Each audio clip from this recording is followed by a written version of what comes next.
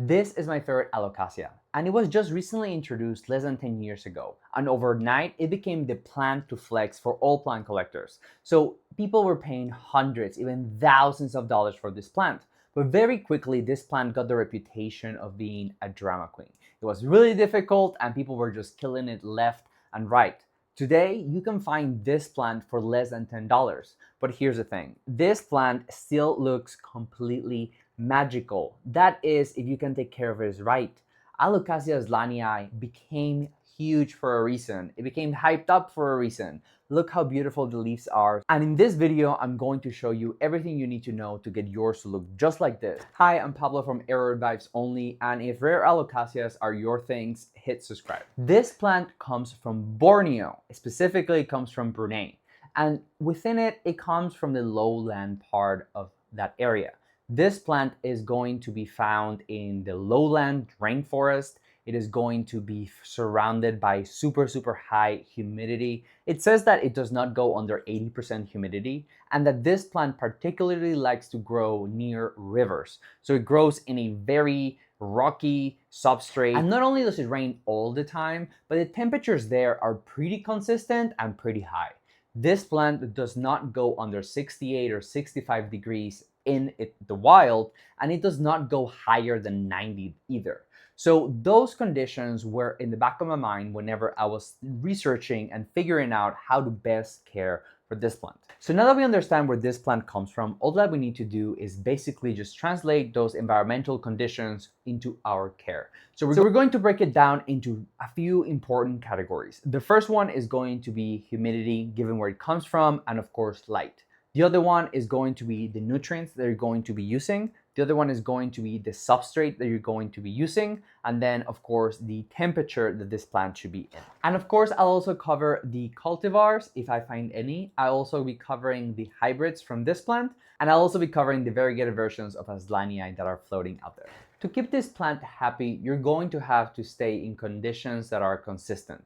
So I think my plant has been perfectly happy because I stay within certain range. So my household stays between the range of 70 degrees to 80 degrees. So I have a 10-degree sort of fluctuation, and it never goes too much lower than that. Like, yes, maybe at certain moments it will get a little hotter when the sun is hitting, and maybe during the winter, whenever we have one of those flash crashes, it will get a little bit cold.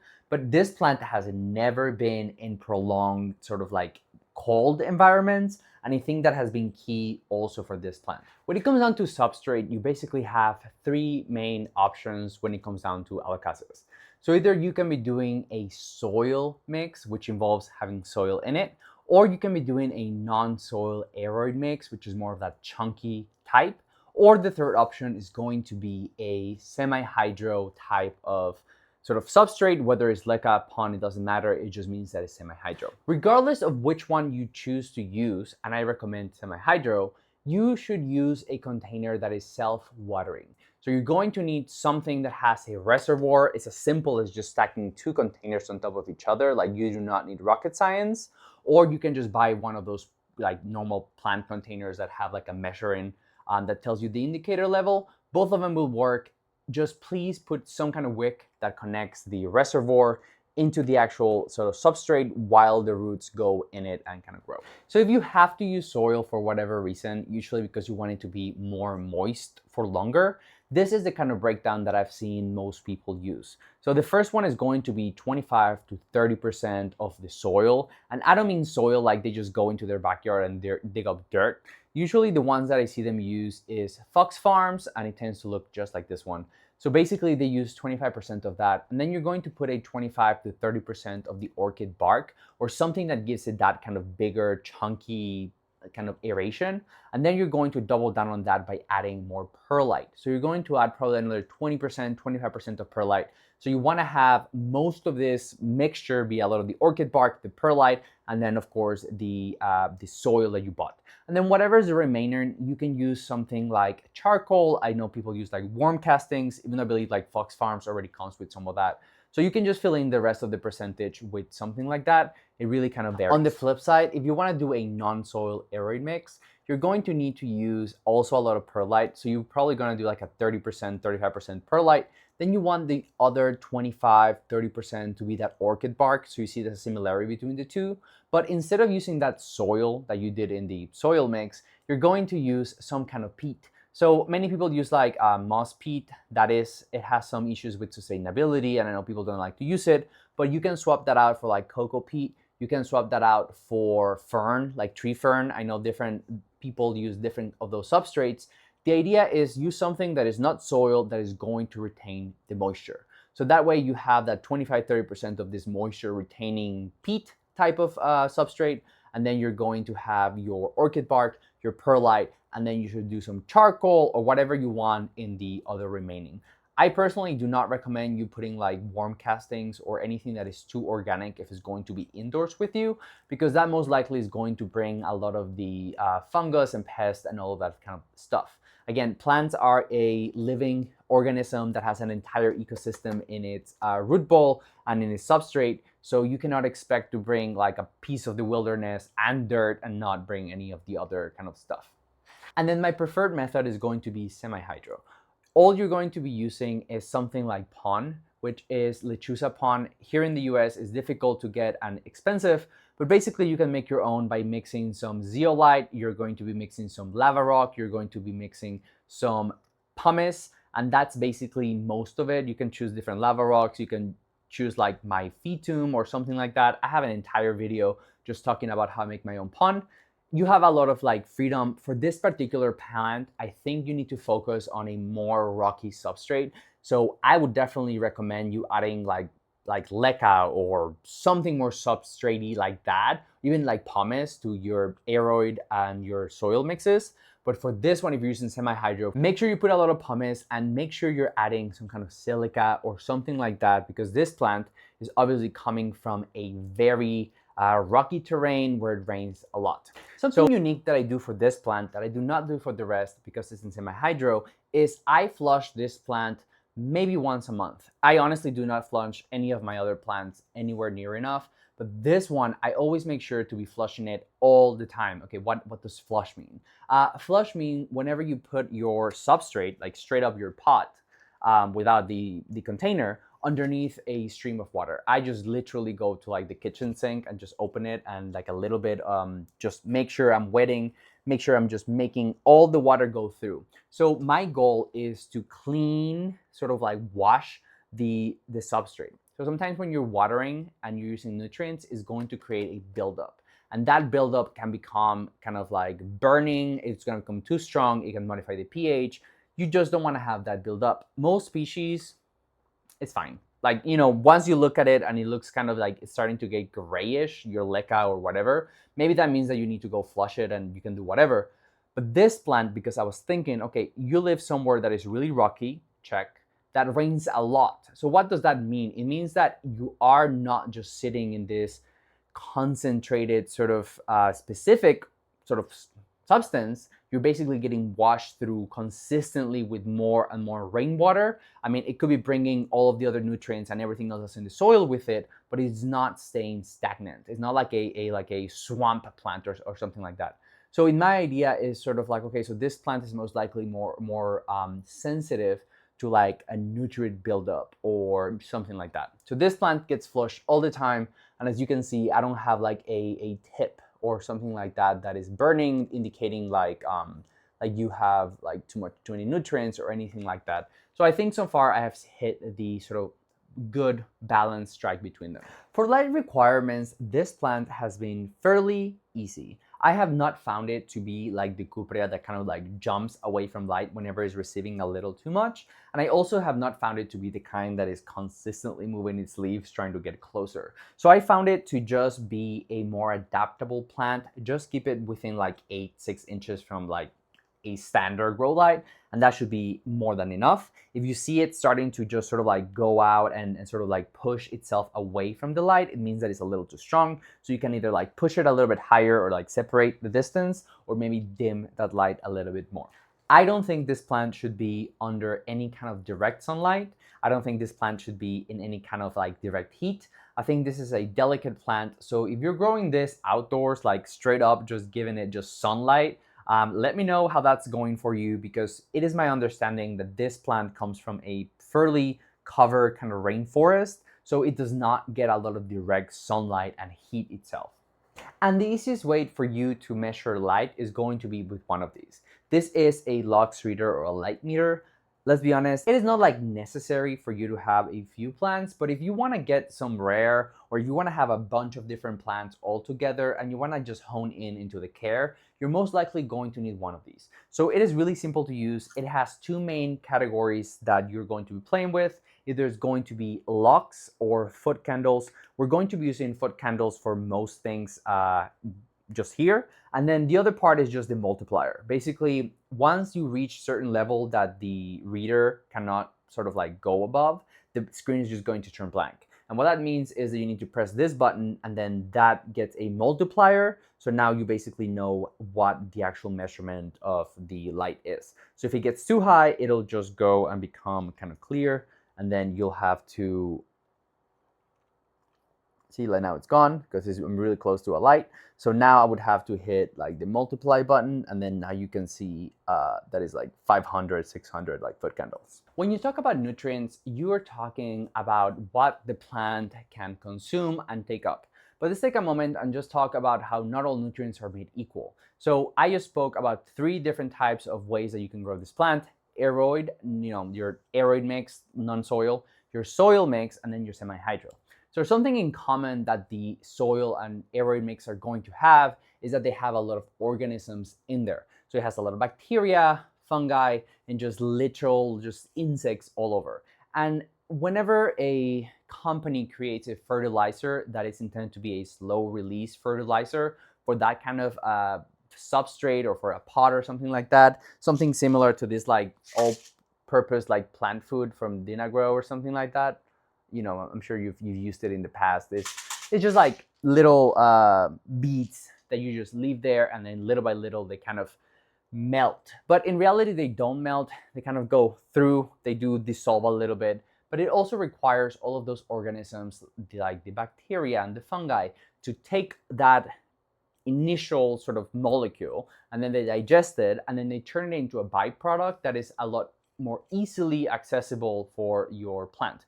So that means that those specific kind of fertilizers require all of this microbiome in order to function correctly. So whenever you're dealing with semi-hydro or hydroponics, you want to make sure that you're using something that specifically says like great for hydroponics, because this has a different sort of state of those nutrients that do not require this sort of intermediary like metabolism thingy. Is already available, bioactive, for the plant to just suck up from the water. So that makes it a lot easier. So not everything is built the same. Make sure if you're using semi-hydro, you're using nutrients that are for semi-hydro. Some of them are for both. Awesome. And if you're using slow release fertilizers or something that is more for a substrate, make sure you also keep that in mind. So whenever you're having different fertilizers, it is really important that you cycle through them. I was just talking about how I flush my plant all the time because I want to make sure that it does not have any kind of buildup of a nutrient. And another way that you can prevent having a huge spike of something or a huge deficiency of something else is going to be by mixing up the nutrients that you're using. I mix 3, I just don't have the other one. So I use Super Thrive, I use Tezula, this is the K-Lite formula. And I also use Growth Technology, that Australian brand. I have purchased it, I used it. I cannot tell you like which one works better than the other because I use them all interchangeably. I just think all of them put together make my plants look great. So if I ain't broke, I just stick to all of them. Something super important about nutrients is you're going to be giving this plant nutrients with every watering. I know it's like, okay, so you don't want a nutrient buildup, but you feed nutrients every time. Yep, that is exactly right. So you're gonna be giving it all these nutrients consistently and also flushing it out all the time. A tiny little bit of nuance that goes into the nutrients for plants, I also add silica boost. So silica is basically potassium silicate. So this is giving you that K2O potassium. And then this also has potassium. In this case, it has a low potassium. But this potassium is coming from potassium nitrate. So both of these are technically potassiums. They are K2O. but they are slightly from different origin. So sometimes while you might be using the same sort of nutrient or, litter, you are going to be getting them from different sources. So the plant will be able to pull them differently from both. Silica is very much recommended for a lot of Alocasias because, as mentioned, they're from like Borneo or the Philippines or all of these islands where it has a lot of rocks. It has a lot of rocky, it has a lot of granite, it has a lot of this really mineral-rich terrain. So many times those plants have evolved to have a specific or a higher need for something else. So when it comes down to pests, there's only one right solution for me, and that is Captain Jack's bug spray. So I spray this onto my plants preventatively. I spray it whenever they come into my collection, and I spray it sometimes just because I feel like it's been a while. So this is always my go-to whenever I just want to do preventative care for this, and I recommend that you do the same. So Alocasias have two main ways of how they multiply. The first one is going to be a corm, which is exactly what you're seeing here in the page, which is exactly what you're seeing here in this pot. Here you see this little baby that is coming from the substrate. So that is basically a sprouted corm, and you can also see some of them that are coming from the stem of the plant. As you can see them, they're like sticking out. You see, they're sticking out up there, just coming out any which way. So that is telling me that this plant most likely wants a repot because it's just pushing out a lot of corms. So corms happen as a way of the plant to multiply, just to reproduce. Also, it happens whenever it's way too stressed and it's just thinking it's going to die. And it also happens when it's root bound and it needs to just kind of reproduce in case it dies as well. So you never know if he's producing corms because it's really happy or if it's producing corms because it thinks it's going to die. But either way, secure one and multiply your plant in case something happens. This plant is a lot more of a throwing the corm away from it rather than sprouting. It's not a clumper. This is the first time that I get like a little baby actually sprouting within the soil. You can just grab those corms and put it into something like fluval stratum or something like just perlite, and then you should be able to get a new plant. I made an entire video about how I do corms, how I take care of them, what are they, and you can learn more about them in that video. The other common way how this plant multiplies is going to be through an inflorescence, which just means many flowers. I already had it do it twice and it looked like this. Sometimes when Alocasias create an inflorescence, they go into like a shock or they just get really ugly. So I was really happy to see that my plant put out two inflorescences. You can see like here's a remnant of one right here that I was able to cut. And it just kept on putting out leaves. It did not skip a beat. That's what makes me be like, oh, this plant is so good. Because usually they'll just go into like, they'll drop all the other leaves. They'll just be difficult. This plant just carried on, and as you can see, it's still just pushing an entire new growth there. I was actually planning on repotting this plant because I usually repot for this kind of like best care videos to show you, as part of the semi-hydro process. But I'm a little scared, I'm going to be honest. I love this plant so much. I think it's okay. Like, it is pushing out a lot of corms. It is like already like in the reservoir. But I just think if I repot this, there's a high chance that it just crashes and I lose out a lot of leaves and I just end up with like a bad boo-boo. So what I'm going to do is just keep multiplying it. I'm going to definitely be pulling out this baby and kind of like growing it. And then once I feel confident enough on another plant that I think is going to look pretty, I will pull the trigger on repotting this, or whenever this plant decides that it's time to crash. Because eventually, whenever you don't repot, they get like a little root bound and they're really happy because Alocasias like to be snug. But there's a threshold, an inflection point in which they go from being happy of being snug to completely rotting the entire root system because they were basically too root bound. So you need to sort of dance the dance and figure out where that line is. Sometimes it's really hard. You know where the line is and the plant is still going to crash. So that is a tough one. So I was not able to find any actual cultivars of Alocasia Azlanii. So if you guys know of any, please comment down below because I would love to just like learn more about it. But as of right now, it seems like this red mambo or whatever you want to call it, Azlanii, is the only type that is out there. So the first hybrid is going to be Alocasia Java Miracle, which is with Azlanii being the ovule parent and then Mellow being the pollen parent. And then you have this one, which I'm not really sure what the difference between them because they're from the same ovule and the same pollen, but I do have one of them and I don't have the other. So this one is going to be the parent being Alocasia Azlanii, and then on the flip side, the pollen parent is going to be Alocasia Vaginda dragon scale. So the first one that I found was Alocasia Andromeda, and it looks just like this. And the green unicorn I do have, and it's this one. As you can see, it inherited some of its sheen, it inherited some of its veination.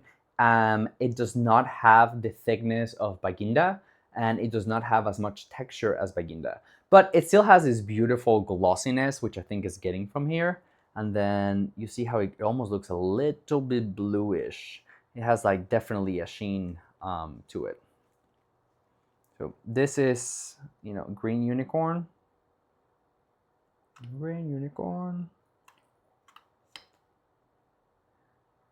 Ooh.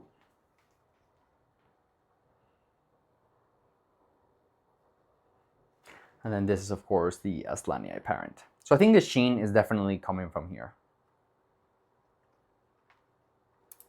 And then, of course, this plant has a few variegated versions. One of them is in my wish list for 2025, and that is the Albo variegated or the pink variegated, and it looks just like this. This is absolutely gorgeous. Right now, as the first half of 2025, this plant, you can find a tissue culture of the Albo version for around $350 to $500. If you want to get a small one already established outside of the pot, it's going to cost you way more than that. And if you want a plant that is like anywhere near a size like this, variegated, is going to cost you just thousands of dollars. So I am really patient. I think the variegated one is coming in a tissue culture. I believe that I can hold on to one for maybe like $200 or something like that. So I'm just waiting for the right moment. Then you also have the Aurea yellow variegation, which looks also something like this. This one is also in tissue culture, but the price is similar. And I find the Albo to be so much more prettier than the other one. The other one, I actually think it takes away from Azlanii and its uniqueness. So I would prefer the normal kind over the Aurea variegation, unless it's free. If you have one for me, like share a corm. But to pay, I think I like this pinkiness better. And then you also have this green one. I've seen it. It basically just creates this somewhat like lime green splotchiness onto the leaf. I haven't really been seen that in like tissue culture or anything like that. I think it's more of a cultivar, potentially a one-off, or I don't know, some kind of variation in a variegated Albo most likely. But I have seen pictures and they look just like that. So I really hope I'm able to get one of these this year. I still have a few months. So I'm praying to the tissue culture gods that they drop the price on that and I'm able to snatch a nice deal. So now you know everything you need to know about Alocasia Azlanii, where it comes from, how to take care of it. So I fully expect your plant to look something like this. So don't forget to send me pictures. I want to see your results. And this video is what YouTube thinks will be the best one for you next.